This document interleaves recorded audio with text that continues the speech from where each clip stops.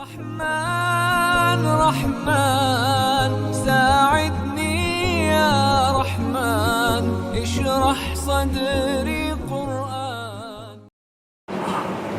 اعوذ باللہ من الشیطان الرجیم. بسم اللہ الرحمن الرحیم.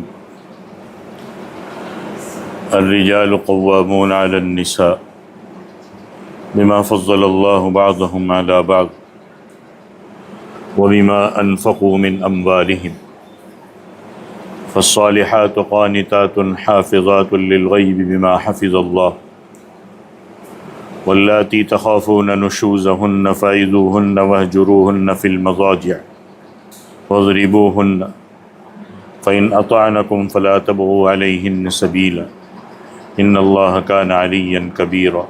صدق اللہ العظیم. سورہ نساء کی آیت نمبر 34 آپ کے سامنے تلاوت کی ہے. سورہ نساء کے شروعات سے اللہ تبارک و تعالی خاندانی زندگی سے متعلق جو احکامات بیان فرما رہے ہیں ان میں وراثت کے احکام کا بھی ذکر آیا تھا. یہ بات بھی پیچھے آئی تھی کہ عورتوں کے میراث جب کہ وہ عصبہ ہو مرد کے مقابلے میں آدھی رکھی گئی. اس پر یہ سوال پیدا ہوتا تھا کہ عورت کی میراث مرد کے مقابلے میں کیوں کم رکھی گئی. چنانچہ ان آیات میں اس سوال کا جواب دیتے ہوئے خاندانی زندگی کا ایک اہم بنیادی اصول بیان فرمایا گیا ہے. اللہ تعالیٰ فرماتے ہیں الرجال قوامون علی النساء کہ مرد عورتوں کے نگراں ہیں. بما فضل اللہ بعضهم علی بعض کیونکہ اللہ تعالیٰ نے ان میں سے ایک کو دوسرے پر فضیلت دی. وبما انفقوا من اموالهم اور چونکہ مردوں نے اپنے مال خرچ کیے. اب اس آیت میں فرمایا گیا ہے کہ مرد عورتوں پر نگراں ہیں اور اس کے لیے ایک لفظ قرآن نے استعمال کیا ہے قوام. قوام یہ مبالغے کا صیغہ ہے جو قیام سے نکلا ہے. قیام کے لفظی معنی کھڑے ہونے کے ہوتے ہیں اور جب اس کے بعد علا کا لفظ آ رہا ہو تو اس کے معنی آتے ہیں کسی چیز کے ذمہ داری اٹھانے کے، اس کی دیکھ بھال کرنے کے، اس کی نگرانی کرنے کے. مرد اور عورت کی زندگی کے دو پہیے ہیں جو ایک ساتھ رہتے ہوئے زندگی کا یہ سفر اکٹھے طے کرتے ہیں.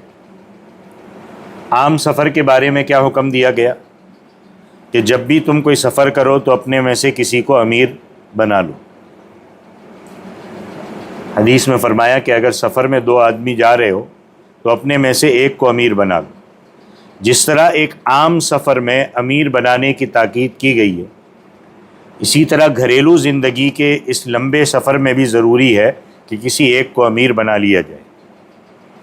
چنانچہ کئی وجوہات کی بنا پر امارت اور نگرانی کی ذمہ داری شوہر کے کندھوں پر ڈالی گئی اور اس کی 2 وجہ بیان کی. پہلی وجہ بما فضل اللہ بعضهم علی بعض کیونکہ اللہ نے ان میں سے ایک کو دوسرے پر فضیلت دی ہے. اللہ نے دی ہے تو بات ختم ہو گئی. دوسری وجہ وبما انفقوا من اموالهم کہ مردوں نے اپنے مال خرچ کیے. اب پہلی وجہ اس کی تفصیل یہ ہے کہ مرد اور عورت میں سے ہر ایک کو اللہ تعالیٰ نے کچھ ایسی خصوصیتیں عطا فرمائی ہے جو دوسرے کو حاصل نہیں ہے. بعض خصوصیتیں ایسی ہے جن میں عورتوں کو مردوں پر فضیلت حاصل ہے. گھر کے کام کاج ہو، گھریلو ذمہ داریاں ہو، بچوں کی نگہداشت اور پرورش ہو. ان چیزوں میں اللہ نے عورتوں کو جو صلاحیت عطا فرمائی ہے وہ مرد کو نہیں عطا فرمائی. اور بعض چیزوں میں مردوں کو عورتوں پر فضیلت عطا کی گئی ہے. روزی کمانے میں، روزی روٹی کا انتظام کرنے کے لیے جس قوت کی، جس صلاحیت کی ضرورت ہوتی ہے، وہ اللہ نے مرد کو زیادہ عطا فرمائی۔ اسی طرح مرد کو اللہ تعالیٰ نے نہ صرف جسمانی طاقت اور صلاحیت کے اعتبار سے بلکہ ذہنی قوت کے اعتبار سے بھی عورت کے مقابلے میں مرد زیادہ مضبوط ہے۔ مرد کو جو خصوصی اوصاف عطا فرمائے گئے، ان کی وجہ سے اللہ تعالیٰ نے زندگی کے سفر میں امارت اور سربراہی کا یہ منصب مرد کو عطا فرمایا ہے۔ دوسری وجہ کیا بیان فرمائی کہ وَبِمَا أَنفَقُوا مِنْ أَمْوَالِهِمْ، کیونکہ مردوں نے اپنے مال خرچ کیے۔ معنی یہ ہے کہ پہلے تو مردوں نے مہر دے کر عورت سے نکاح کیا، پھر اپنی اور اپنی بیوی بچوں کی زندگی گزارنے اور روزی کمانے کے لیے جو مال خرچ کرنے کی ضرورت پیش آتی ہے، اس کی ذمہ داری بھی اللہ تعالیٰ نے عورت پر نہیں رکھی، مرد پر رکھی۔ اس لحاظ سے اس آیت میں حقیقت میں مرد کی امارت اور نگرانی کا تذکرہ نہیں ہے، بلکہ مرد کی ذمہ داریاں بھی متعین کی گئی کہ اللہ نے مرد کو طبعی طور پر اور پیدائشی طور پر مضبوط بنایا ہے، لہذا مرد کو خاندان کی صدارت کی ذمہ داری اٹھانی چاہیے اور اسے روزی روٹی کمانے کا اختیار، روزی روٹی کماتے ہوئے عورت کی گھریلو ضروریات کا بندوبست بھی کرنا چاہیے۔ اسی طریقے سے یہاں بڑے حکیمانہ انداز میں یہ بات بھی بتا دی گئی کہ مرد کی یہ فضیلت اور یہ فوقیت خود عورتوں کی مصلحت اور فائدے کے لیے، اس میں عورت کو نیچا نکالنے کا اور کمزور دکھانے کا کوئی پہلو نہیں ہے۔ عورت کی اپنا فائدہ ہے اس میں۔ عورت کو اللہ تبارک و تعالیٰ نے یہ اعزاز عطا فرمایا ہے کہ جب تک وہ کسی شوہر کی بیوی نہیں بنی تو اس وقت تک اس کی ذمہ داری کس کے ذمہ ہے؟ باپ کے ذمہ ہے۔ اسے اپنا خرچہ حاصل کرنے کے لیے گھر سے باہر جا کر کوئی محنت مزدوری کرنے کی ضرورت نہیں ہے۔ اب جب اس کی شادی ہو گئی تو شادی ہونے کے بعد اس کا خرچہ اٹھانے کی پوری ذمہ داری شوہر پر۔ کسی بھی موقع پر شوہر اس سے یہ مطالبہ نہیں کر سکتا کہ تم میرے لیے پیسے کما کر لاؤ، نہیں۔ جیسا کہ آج کل بظاہر ویسٹرن کلچر میں، آزاد معاشروں میں عورت کی آزادی کے نام پر عورت کو اس بات کا ذمہ دار بنا دیا گیا کہ وہ گھر کا کام بھی کرے، اپنی روزی بھی کمائے۔ شریعت نے یہ ظلم گوارا نہیں کیا۔ ہاں، اور پھر جب وہی عورت جب وہ بڑی ہو جائے، اولاد والی بن جائے، تو اب اس کی ذمہ داری کس پر ڈالی؟ اولاد پہ ڈال دی گئی۔ ہاں، کچھ خاص حالات ہو جن میں کسی عورت کا نہ کوئی باپ ہو، نہ کوئی بھائی ہو، نہ کوئی شوہر ہو، نہ کوئی رشتہ دار ہو، تو ایسی صورت میں اپنا خرچہ پورا کرنے کے لیے کئی مرتبہ عورت کو کمانا بھی پڑتا ہے، لیکن وہ ایک کوئی خاص صورت ہو جب، لیکن ایسی صورتیں عام حالات میں پیش آتی نہیں ہیں۔ یہ بالکل ایک کوئی خاص صورت ہوتی ہے جن کے اوپر کوئی حکم نہیں لگایا جا سکتا۔ عام حالات میں چاہے باپ ہو، چاہے شوہر ہو، چاہے بیٹا ہو، مرد ہی پیسے خرچے کرتے ہیں اور وہی پیسوں کا انتظام بھی کرتے ہیں اور ان کی ہی ذمہ داری ہے۔ اب اسی سے اس سوال کا جواب بھی دیا گیا جو وراثت کے سلسلے میں پیش آیا کہ عورت کا حصہ مرد سے آدھا کیوں؟ اب سنیے گا، مرد کا حصہ دگنا ہونے کی وجہ یہ ہے کہ مرد پر مالی ذمہ داریاں بھی زیادہ ہوتی ہیں، عورت پر نہیں ہوتی، اسی لیے مرد کا حصہ دگنا رکھا گیا۔ کیونکہ عورت جہاں جائے گی یا تو باپ سے خرچہ لے گی، یا تو شوہر سے، یا تو بیٹے سے، اور مرد جہاں جائے گا اس پر ساری ذمہ داریاں ہیں۔ یہ وجہ نہیں ہے کہ عورت کا انسانی رتبہ مرد کے مقابلے میں کم ہے اس لیے اس کو آدھا دیا گیا، نہیں، بلکہ شریعت نے مرد کی ذمہ داریوں کا لحاظ کرتے ہوئے وراثت میں یہ فرق رکھا ہے۔ جب اس اینگل سے سوچیں گے تو بات سمجھ میں آئے گی، ورنہ پھر ایسے ہی سوالات کرتے رہیں گے تو بات سمجھ میں نہیں آئے گی۔ اللہ تبارک و تعالیٰ نے گھریلو زندگی میں شوہر کو امیر اور نگراں ضرور بنایا ہے، لیکن یہ بات پوری طرح ذہن میں رہنی چاہیے کہ امیر ہونے کا یہ مطلب نہیں ہے کہ وہ ہر وقت دوسرے پر حکم چلایا کرے، بلکہ امیر کے لیے بھی شریعت نے کچھ پابندیاں رکھی۔ مثلا ایک پابندی تو امیر کے ذمے یہ رکھی گئی ہے کہ وہ ہر اہم فیصلہ صرف اپنی طاقت سے کرنے کے بجائے مشورے سے کرے.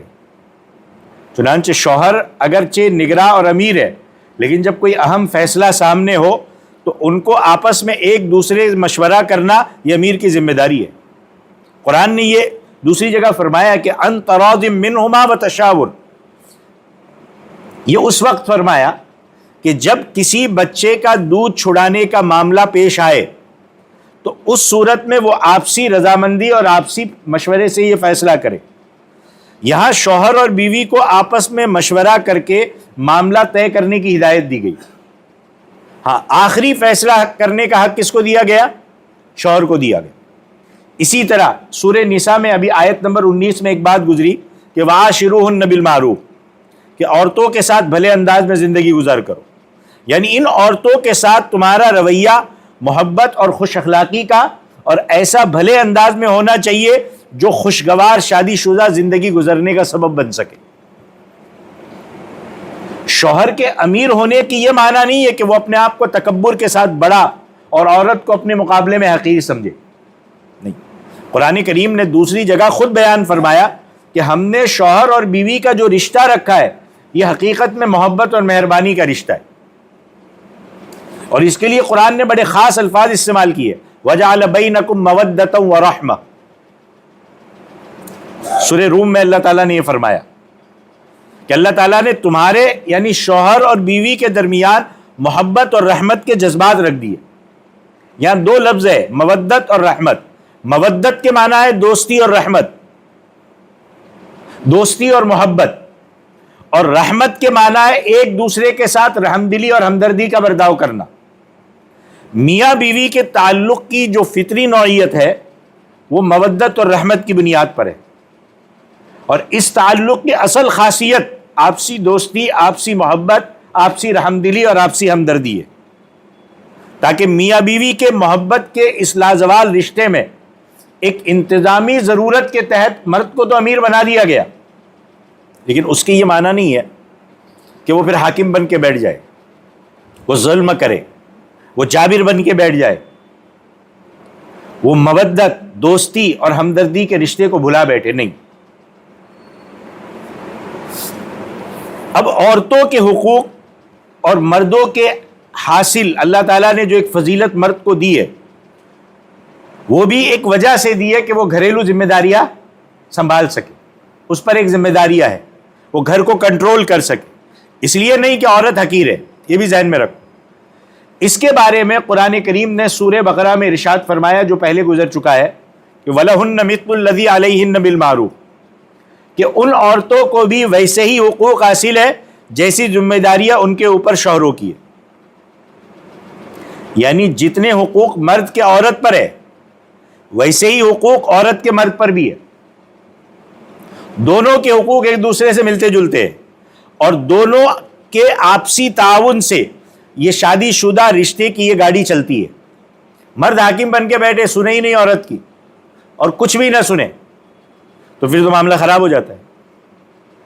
ساتھ ساتھ قرآن نے ایک ایسی، یہ تو قرآن نے کہا کہ دونوں کے حقوق ہے، لیکن ایک قرآن نے اشارہ بھی کر دیا کہ جس میں مردوں کو عورتوں پر ایک درجے کی فضیلت حاصل ہے. کیا فرمایا؟ وَلِلرِّجَالِ عَلَيْهِنَّ دَرَجَةٌ، مردوں کو ان عورتوں پر ایک درجہ فوقیت ہے.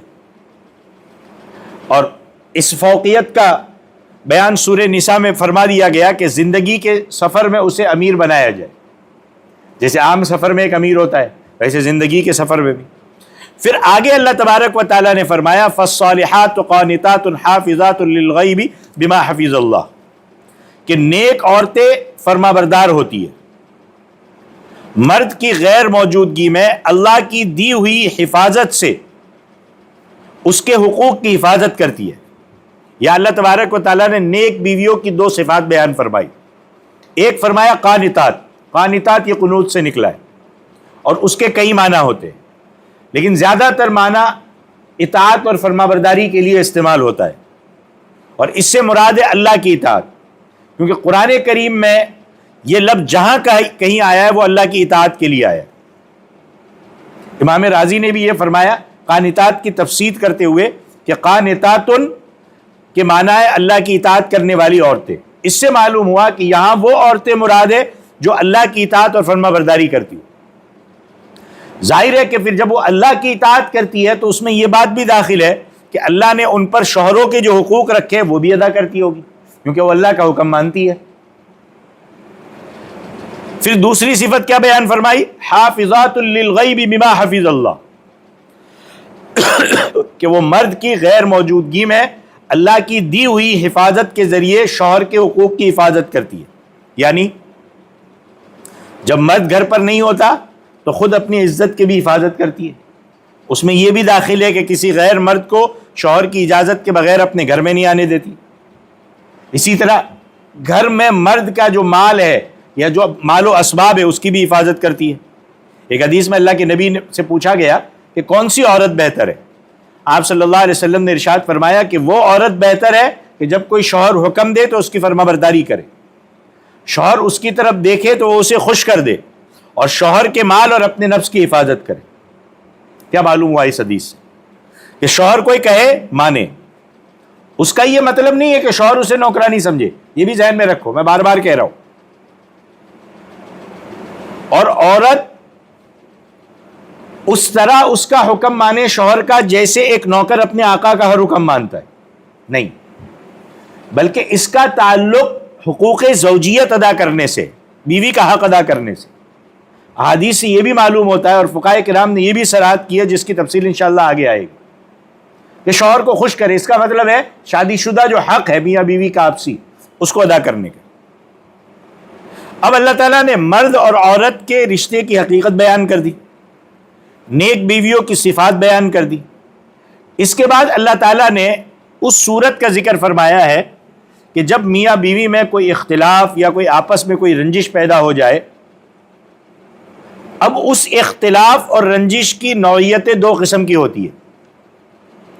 ایک تو کبھی معمولی اختلاف پیش آتا ہے جو ہر گھر میں ہوتا رہتا ہے، آپسی تھوڑی برتن تو بچتے رہتے ہیں. مثلا شوہر کو بیوی سے کوئی ناگواری پیش آ گئی یا بیوی کو شوہر سے کوئی ناگواری پیش آ گئی اور معمولی چیزوں میں کوئی اختلاف پیدا ہو گیا، تو اس قسم کی صورتحال میں قرآن کریم نے کیا حکم دیا ہے کہ فَإِن كَرِهْتُمُوهُنَّ فَعَسَىٰ أَن تَكْرَهُوا شَيْئًا وَيَجْعَلَ اللَّهُ فِيهِ خَيْرًا كَثِيرًا، کہ اگر تم انہیں پسند نہ کرتے، یعنی کوئی ایک چیز ناگوار چاہے بیوی کو چاہے شوہر کو پسند نہیں آئی، تو ممکن ہے کہ تم کسی چیز کو ناپسند کرتے ہو اور اللہ نے اس میں اور بھی بہت ساری خوبیاں رکھی ہو. ایک کمی ہو 99 خوبیاں ہو، خوبیوں کی طرف نظر کر لو.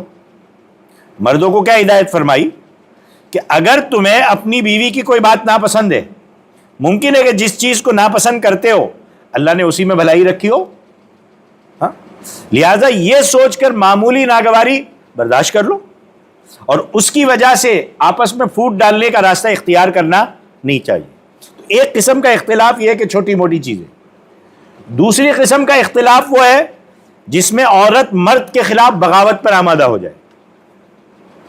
اسی لیے میں فرق کر کے سمجھا رہا ہوں، دونوں چیزیں سامنے سمجھ آ جائے کہ عورت مرد کے خلاف بالکل بغاوت پہ آ جائے. یہاں آیت کے اس دوسرے حصے میں اسی قسم کے اختلاف جس میں عورت مرد کے خلاف بغاوت پر آ جائے اس کی تفصیل بیان کی جا رہی. چھوٹے موٹے نظر انداز کرو.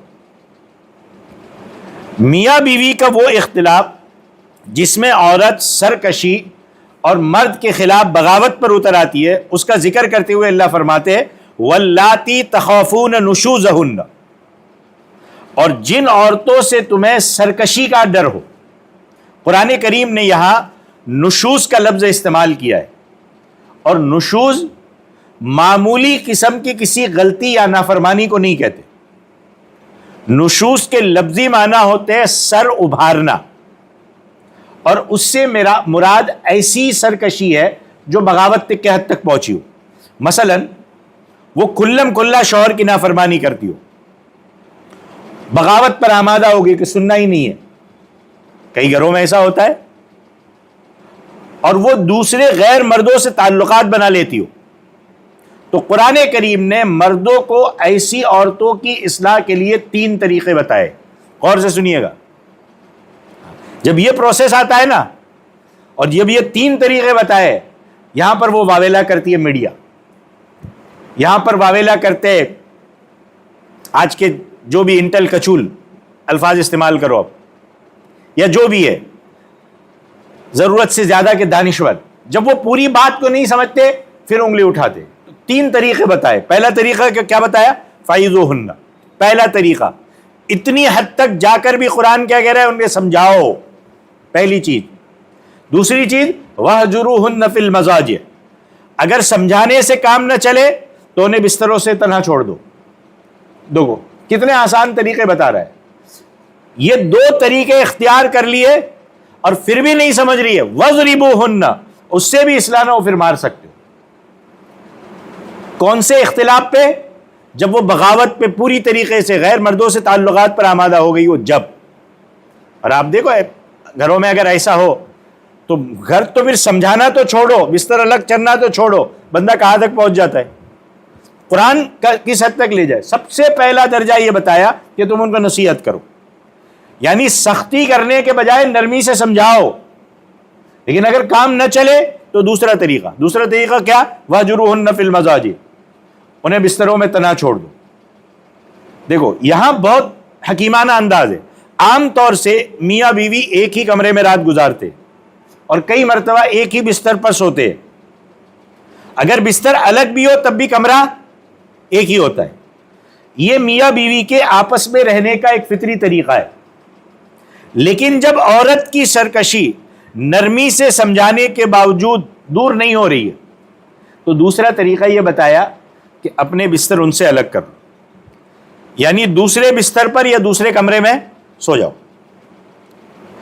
اگر عورت کی طبیعت میں کچھ سلامتی ہے تو آپ کو سب کو پتا ہے کہ عورت کا بستر کا الگ کرنا یہ اپنی ناراضگی کو ظاہر کرنے کے لیے ایک نفسیاتی طریقہ ہے.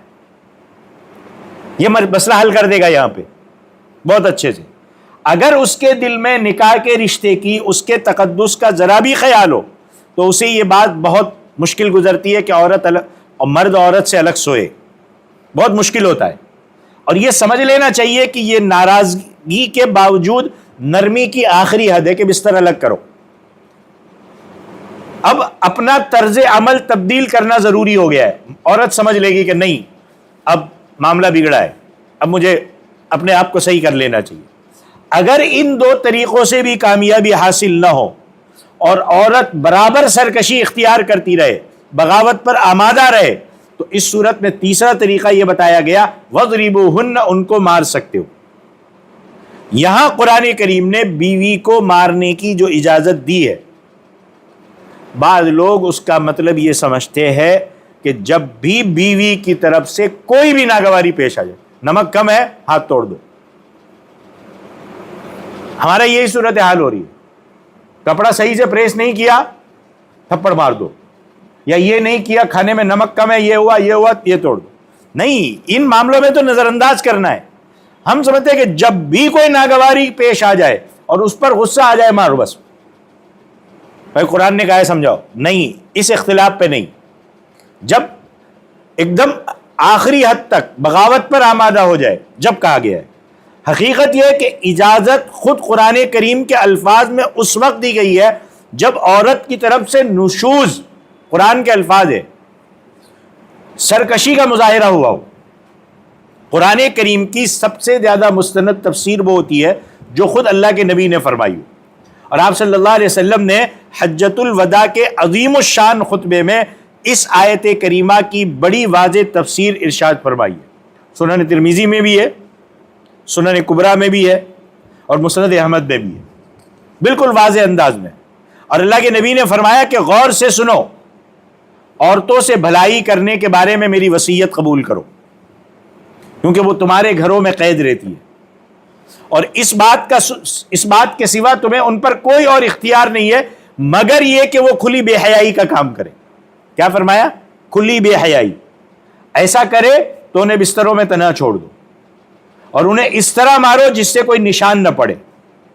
اگر وہ تمہارا کہنا مان لے تو ان کے خلاف کسی کارروائی کا کوئی راستہ تلاش نہ کرو.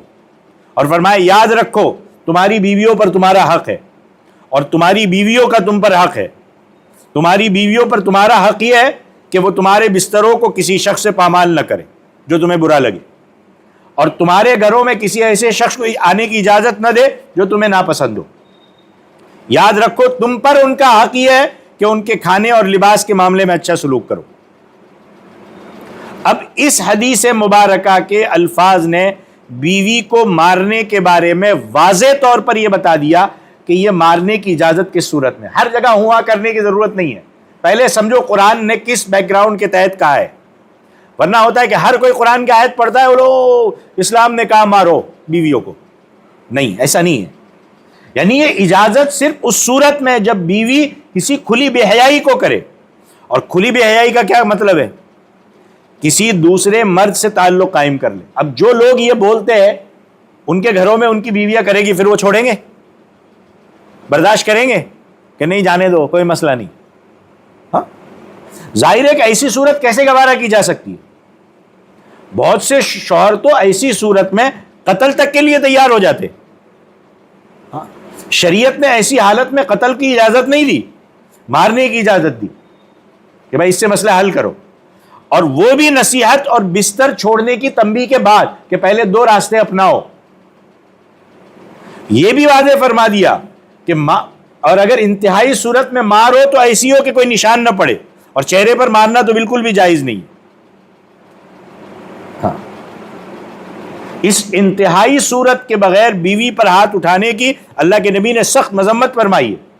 صحیح بخاری میں عبداللہ ابن زما سے روایت ہے کہ آپ صلی اللہ علیہ وسلم نے فرمایا کہ تم میں سے کوئی اپنی بیوی کو غلاموں کی طرح کوڑے نہ مارے، پھر دن کے آخر میں اس سے صحبت بھی کرے، مارے بھی اور پھر وہی کام کرے۔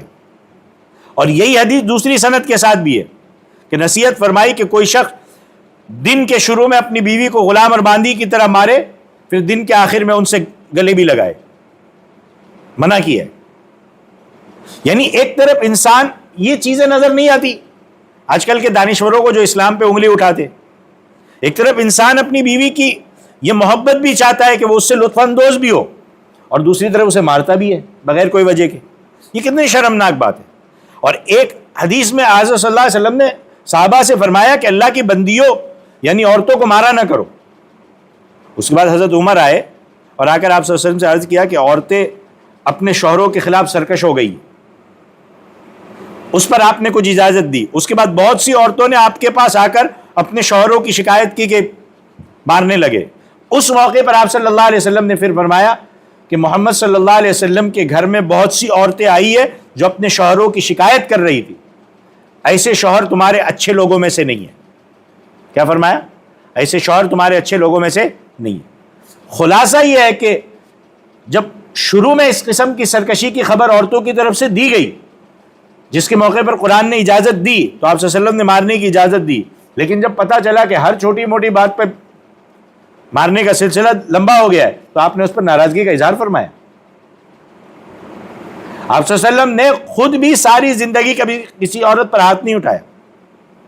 آپ صلی اللہ علیہ وسلم کو بعض دفعہ ازواج مطہرات سے ناگواریاں بھی پیش آئی، یہاں تک کہ ایک مرتبہ آپ صلی اللہ علیہ وسلم نے 1 مہینہ تک ازواج مطہرات کے پاس نہ جانے کی قسم بھی کھائی، لیکن اس کے باوجود کبھی مارنے کی نوبت نہیں آئی۔ یہاں یہ بات بھی سامنے رکھنی چاہیے، معاف کیجئے گا تھوڑا وقت لے لوں گا، 5-7 منٹ اور۔ حجۃ الوداع کے خطبے کے جو الفاظ اوپر نقل کیے گئے ان میں حضرت صلی اللہ علیہ وسلم نے میاں بیوی کے جو ٹھیٹ قانونی حقوق بیان فرمائے ان کا ذکر فرمایا۔ بیوی کی ذمہ داری کتنی بتائی کہ وہ شوہر کے گھر میں مقید رہے، یعنی شوہر کی اجازت کے بغیر گھر سے نہ نکلے، نہ کسی غیر مرد سے تعلق رکھے، نہ کسی کو شوہر کی اجازت کے بغیر گھر میں آنے دے۔ دوسری طرف مرد کی یہ ذمہ داری قرار دی کہ وہ بیوی کے کھانے اور لباس کا بھلائی کے ساتھ بندوبست کرے۔ بیوی کو شوہر کی اطاعت کا حکم دیا گیا۔ اس کا تعلق کس سے ہے؟ شادی شدہ کا جو تعلق ہے مرد کا عورت سے اور عورت کا مرد سے، وہ ادا کرنے سے۔ یعنی شوہر اگر عورت سے ہم بستری کرنا چاہے تو بیوی کے لیے اس کا پورا کرنا واجب ہے۔ علامہ کاسانی نے یہ بات لکھی ہے کہ بیوی کے فرائض میں یہ بات داخل ہے کہ جب شوہر بستر پر بلائے اس کی اطاعت کرے۔ مہر اور خرچہ یہ شوہر کی ذمہ داری ہے۔ اور عورت اپنے نفس کے بارے میں شوہر کی اطاعت کرے، شوہر کی غیر موجودگی میں اس کی عزت اور مال کی حفاظت کرے۔ اب اس کا قانونی تقاضا یہ کیا ہے کہ عورت کے کھانے، عورت کے لباس کا انتظام یہ شوہر کی ذمہ داری ہے، لہذا گھر میں کھانا پکانا یا گھر کے دوسرے کام عورت کا قانونی فرض نہیں ہے۔ آپ کہیں گے کیا بول رہے ہو؟ ہاں اگر عورت یہ کہے میں کھانا نہیں پکاؤں گی، اس کو اجازت ہے۔ ہاں، کھانا پکانا یا گھر کے دوسرے کام یہ عورت کا قانونی فرض نہیں ہے، کس کی ذمہ داری ہے؟ شوہر کی۔ اسی وجہ سے بعد فقہا نے یہ مسئلہ بیان فرمایا ہے کہ شوہر کے لیے ضروری ہے کہ وہ اگر بیوی نہ کرے تو بیوی کو تیار شدہ کھانا لا کر کے دے۔ کھانا پکانے کی ذمہ داری پر وہ بیوی کو قانوناً مجبور نہیں کر سکتا۔ فتاوی عالمگیریہ میں یہ بات لکھی ہے، اگر بیوی کہے میں کھانا نہیں پکاؤں گی، روٹی نہیں بناؤں گی، تو بظاہر اسے کھانا پکانا اور روٹی بنانے پر مجبور نہیں کیا جائے۔ اور شوہر پر دیکھو یہ ذمہ داریاں شوہر کی کیا ہے، کس حد تک ہے۔ اسے تیار کھانا لا کر دے، کوئی خادم لا دے یا کوئی آیا لا دے، وہ کھانا بنائے اور روٹی بنانے اس سے فارغ نہ کرے۔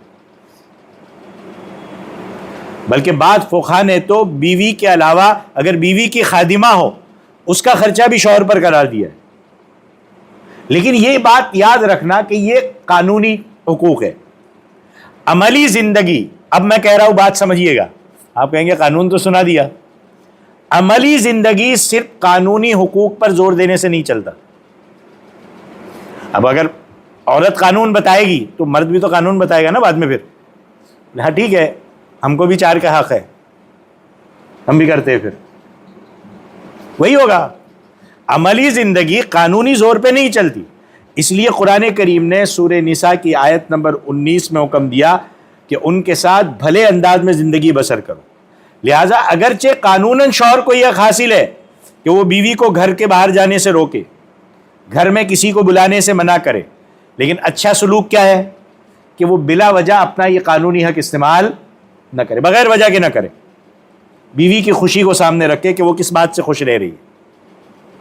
اسی طرح اگرچہ عورت کو یہ قانونی حق حاصل ہے کہ وہ کھانا نہ پکائے، کہ وہ گھر کے کاموں اور کھانے پکانوں سے انکار کر دے، لیکن اخلاق کیا ہے، معاشرت کیا ہے، اس کا طرز عمل کیا ہونا چاہیے کہ وہ گھر میں تو خالی ہی بیٹھی ہے، اس کے بجائے گھر کے کاموں میں حصہ لے اور گھر کے تقاضوں پر جو ہے وہ عمل کرے۔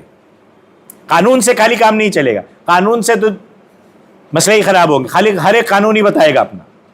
حضور اقدس صلی اللہ علیہ وسلم،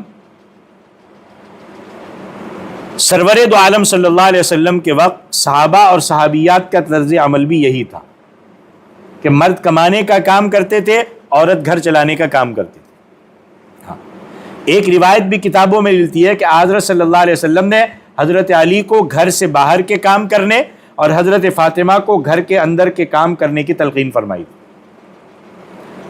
یہ روایت اگرچہ سند کے اعتبار سے ضعیف ہے، لیکن اس دور کے واقعات میں یہی طرز عمل ملتا ہے، اور بعد کے زمانوں میں بھی آج تک یہی عمل چلتا ہے کہ مرد باہر کے ذمہ داریاں سنبھالے، عورت گھریلو ذمہ داریاں سنبھالے۔ اب شریعت کا حکیمانہ انداز دیکھیے کہ میاں بیوی کے ٹھیٹ قانونی حقوق تو مقرر فرما دیے جن کا اوپر بیان ہوا، لیکن عملی زندگی میں دونوں کی طرف سے ایک دوسرے کو وسعت دینے کی ترغیب دی تاکہ دونوں اپنی اپنی جگہ پر ایک دوسرے کے ساتھ اچھے سلوک کا احساس کریں۔ قانون کے ساتھ اچھے سلوک نہیں ہوگا، صرف نہیں ایسا نہیں ہوگا، وہ کہتا ہے ایسا نہیں ہوگا، بیوی کہتی ہے تم ایسا نہیں کر سکتے، تو معاملہ نہیں چلے گا۔